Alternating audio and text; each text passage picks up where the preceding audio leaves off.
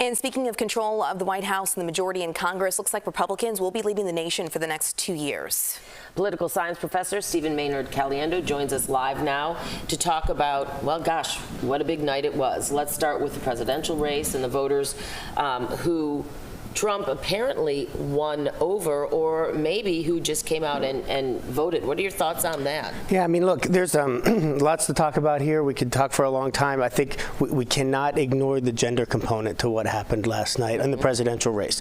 Bernie Moreno just made a reference to the red wave that was supposed to materialize in 2022. Certainly materialized last night. Kamala Harris was able to win with women voters. There was a gender gap again. What there wasn't, however, was as large of a gender gap as there was in 2016 or in 2020, excuse me. And so as a result, we're sitting here thinking about what it's going to be like to have another Trump presidency. Does that gap surprise you? The fact that my understanding is she didn't do as well with women as Biden did? That's right. Not as well as Biden did, not even as well as Hillary Clinton did. But she also didn't lean into gender in the same way. She certainly had reproductive rights at the center of her platform. But if you remember in 2016, there were Hillary Clinton T-shirts and mugs that said, "I'm with her." The notion of making history, the first woman president. Kamala Harris didn't do any of that kind of stuff. She didn't talk about the history that she would make as the first woman president. She tried to sort of run a gender-neutral campaign, and I don't know if that was the right decision or the wrong decision, but it certainly isn't a decision that made a difference in terms of helping her get the electoral votes she needed last night. Yeah, a lot of analysts were talking about that, not pushing that, also being a black woman and not pushing that either. And I think that's exactly that right. We won't know, how that played with voters really, or maybe we do now. I think so. Look, I mean, when we say there's a gender, that the gender component matters, it isn't just that she's a woman and he's a man and they chose him. It's the way that she was talked about.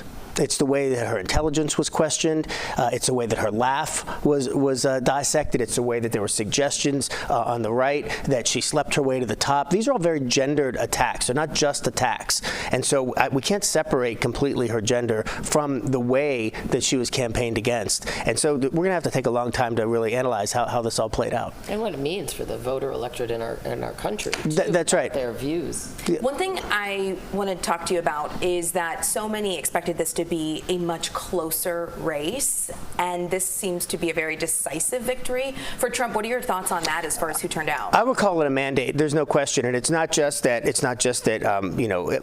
We say it was decisive. It certainly is. It was a close race still, but we have a number of states that are still outstanding, and if he wins those, that's a clear victory. More important, though, he may win the popular vote.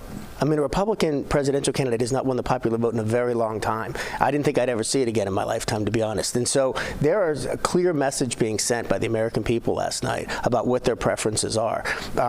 What's going to happen next? What are we going to see? Is he going to be able to keep the campaign promises that he made, or was it really bluster? Because a lot of the folks that supported him said, "I'm supporting him in spite of the fact that he's saying these things, in spite of the fact that he's sort of taking a hard turn to the right." But we'll see. Maybe it was bluster. Maybe that he's going to govern in a way similar to how he governed in his first term.